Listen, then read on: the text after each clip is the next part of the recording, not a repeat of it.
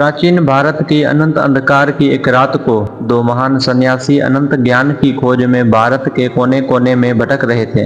दिन रात वो सिर्फ उसी ज्ञान की तलाश कर रहे थे जो उन्हें जीवन की अनंत वास्तविकता देखने में मदद कर सके। वो ज्ञान जो उन्हें दृष्टि प्रदान कर सके जैसे वो इस ब्रह्मांड के परे देख सके, उस अनंत वास्तविकता को देख सके जो साधारण इंसान के सोच और समझ के भी परे है। चलते चलते वो दो महान सन्यासी कब एक घंघोर विकराल जंगल में आ पहुंचे पता ही नहीं चला।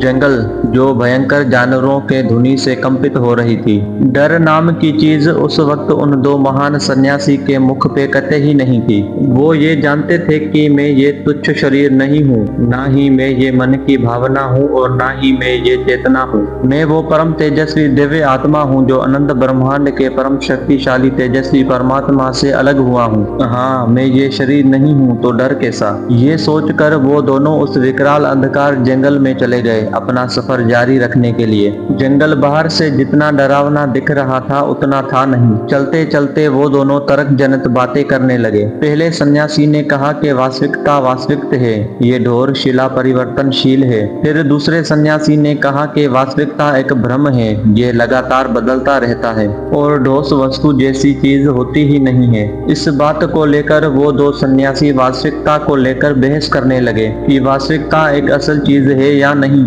या ये सिर्फ मानव मन का भ्रम है। अंत में वे एक नदी के पास पहुंचे जिसमें बहुत तेजी से जल प्रवाह हो रहा था और बहुत गहरा भी था।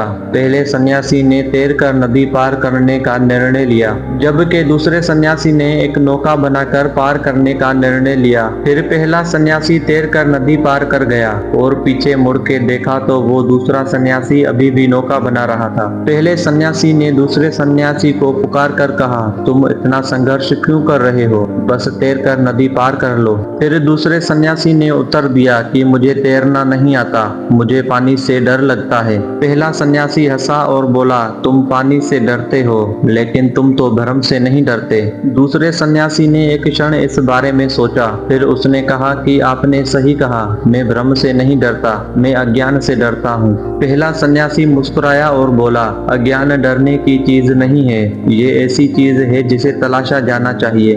दूसरे सन्यासी ने एक क्षण के लिए इस बारे में सोचा, फिर उसने कहा कि मैं बहादुर बनने की कोशिश करूंगा, मैं तैरकर नदी पार करने की कोशिश करूंगा। फिर दूसरे सन्यासी ने गहरी सांस ली और नदी में कूद गया। फिर वो आसानी से तैरकर नदी पार कर गया और वो डरा नहीं। दोस्तों, अज्ञात एक ऐसी चीज है जिससे लोग भय खाते हैं, परंतु सोचने वाली बात तो ये है कि अज्ञात का पता लगाना ही हम मानवों का काम है।